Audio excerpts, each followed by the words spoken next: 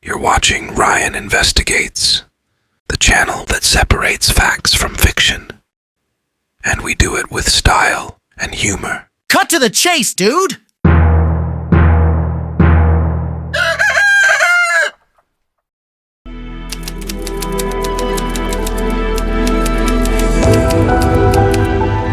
Alright, what's the point of all this? You want to know?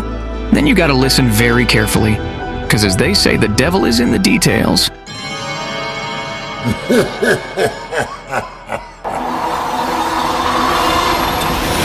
What got my attention is that they talk a lot about the traditional diet of these longevity regions. Let me guess. Plants are good, meat is bad. Something along those lines. Though if I had to choose one particular food that helps to live to be 100, it would be cherries. At least this is what they pick the most in the series.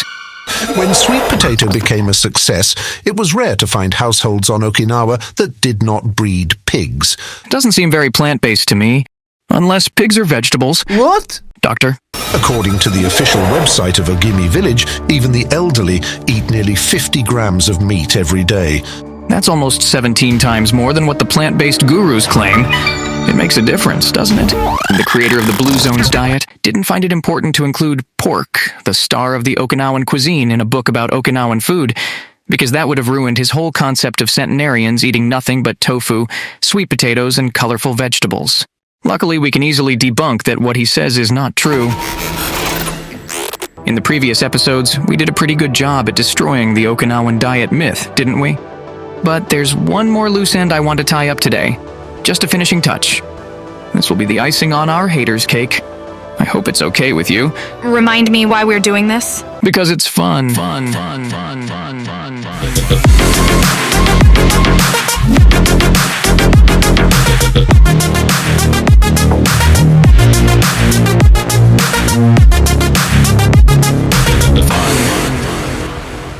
So, last time we heard from our favorite storyteller that 98% of what Okinawans ate was plant-based.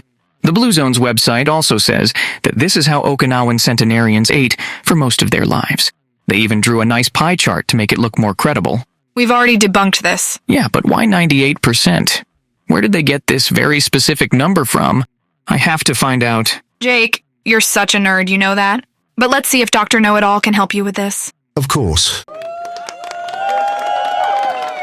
We love you, Doc! Oh, thank you very much.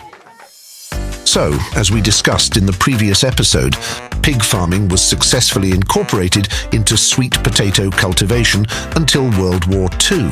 At that time, 91% of agricultural households owned pigs, producing more than 100,000 animals per year.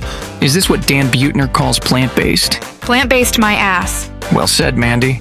Before the war, besides pigs, there were more than 250,000 chickens and ducks and more than 100,000 goats in Okinawa. So many delicious plants. But then things took a dramatic turn. What happened?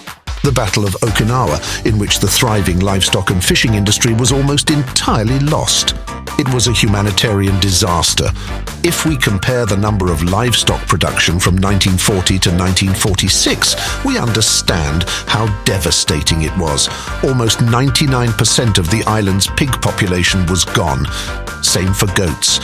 People all of a sudden were left without access to animal products.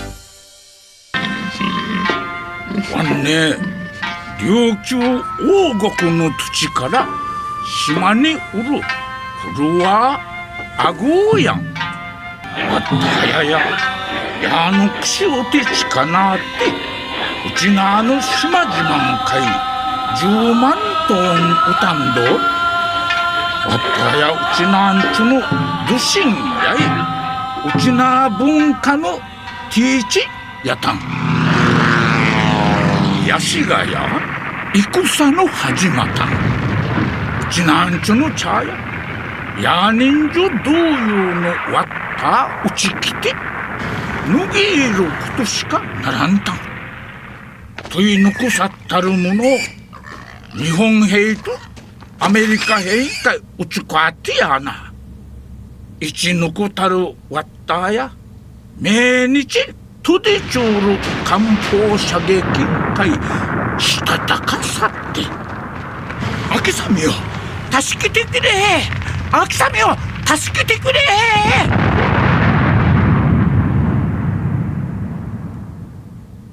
Okay, I'm beginning to understand. If someone wanted to make it look like Okinawans had only a tiny amount of meat and fish in their traditional diet, this period would be a perfect choice to support that claim. But that would be a lie. A very misleading approach, I would say. Dan Buettner has left the chat. Hogs and goats disappeared, and the battle obliterated Okinawa's commercial fishing industry. All motorized boats and 71% of the smaller oar-powered boats were destroyed. In the late 1940s, Okinawan animal agriculture was at its lowest point, but people didn't want to stop eating pork, so meat production was gradually rebuilt. By the late 70s, in terms of the gross production value of individual agricultural products for Naha City, pigs were ranked first, followed by sugarcane and chicken. At the same time, sweet potato production quickly started to decline. By the 1970s, the area dedicated to this crop was less than 2% of the arable land. Looks like the love of pork was stronger than the tradition of eating sweet potatoes. And yet there are people who say the exact opposite. So we know in Okinawa, the longest lived women in the history of the world, by the way, about 30 times more female centenarians, traditionally speaking. They simply didn't have access to animal products for much of the last 100 years. 98% of what they ate was plant-based. 98% of what they ate was plant-based. But we know that it's not true. No. Remember what Dr. Know-It-All said? These figures are based on a survey made in 1949, where there were very serious food shortages, especially of animal products. It's worth pointing out that according to this post-war survey, the diet of Okinawans at that time was deficient in some key nutrients. For example, it provided only 27% of the recommended daily B12. These nutrients were normally present in a very traditional Okinawan food ingredient. Can you guess what food am I talking about? Everybody knows what the missing ingredient was. Almost everybody. The plant-based media is still preaching that the ticket to everlasting health is a nutrient-deficient diet that centenarians ate more than 70 years ago when they were about 30. Sounds legit. Oh, here's a fun fact. In 2004, a dramatic musical called Pigs from the Sea was performed on stage in Hawaii, which is based on a true story of 7 Okinawan immigrants who helped raise money to buy and ship 550 pigs to Okinawa back in 1948. So people got together and they started raising money for things like medicine, food supplies, educational, everything, anything you can think of. And so one of the first were pigs. So they decided to research and raise money to buy 550 pigs. So they raised $50,000, which today the value would be close to $500,000 or over $500,000. They're able to put those pigs on a ship, and when they arrived there, again, a very well-organized process of distribution in Okinawa over time. So 550 pigs turned out to be over 40,000 pigs in a few years. Interesting, isn't it? But somehow this history fact was left out from the Blue Zone books and the Netflix documentary. I wonder why. How did they get away with this? I don't know. It probably helped that Buettner's cherry-picked account of the Blue Zones made a cover story in National Geographic in 2005, and his books were heavily promoted by the magazine. What else?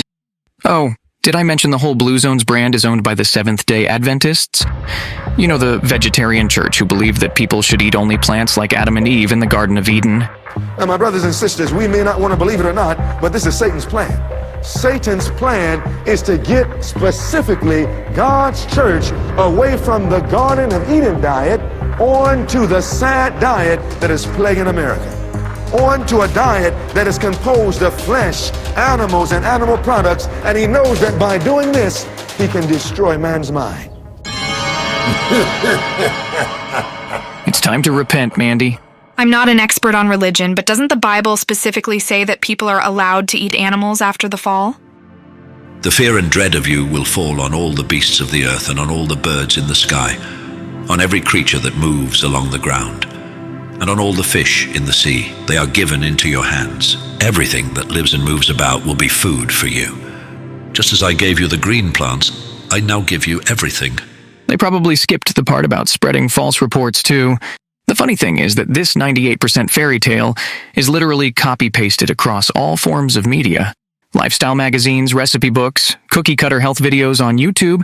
A very successful myth, which was obviously picked up by most vegan influencers too.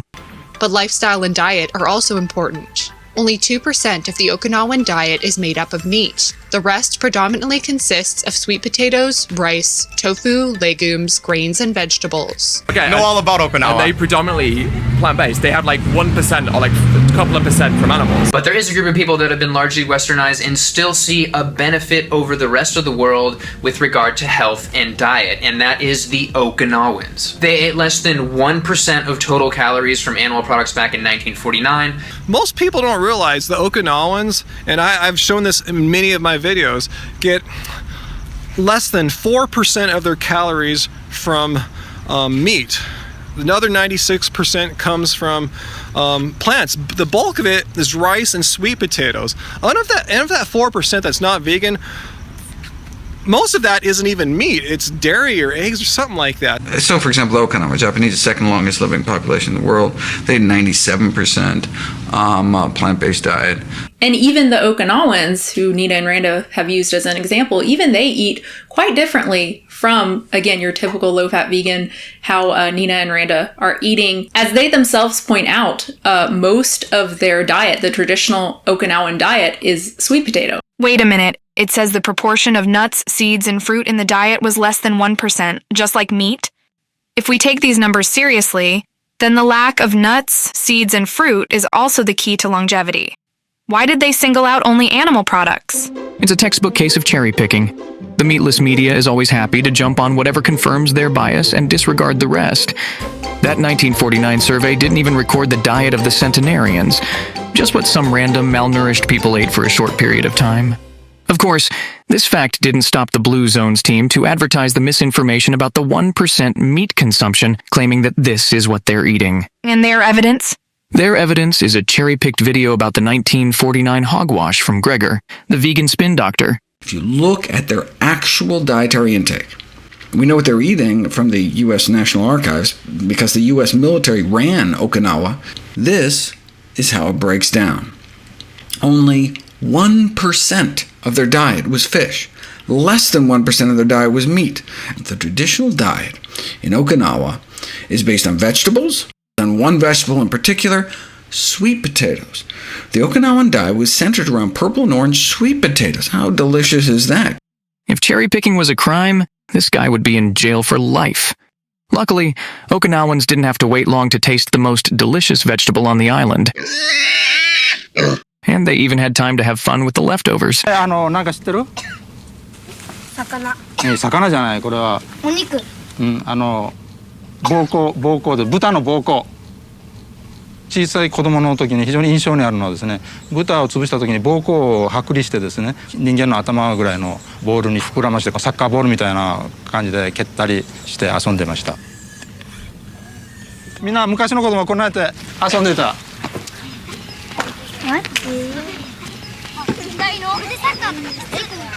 あ、そうそうそうそう。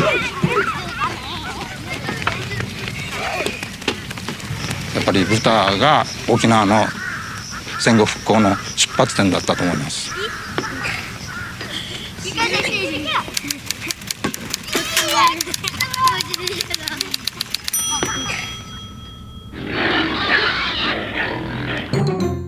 So by the mid-1950s, the number of pigs reached the pre-war levels. Yeah, no wonder the vegan dude kept quiet about it. You know what, Jake? The more I think about it, the more I believe it's all part of an elaborate scam. Yeah, you're probably right.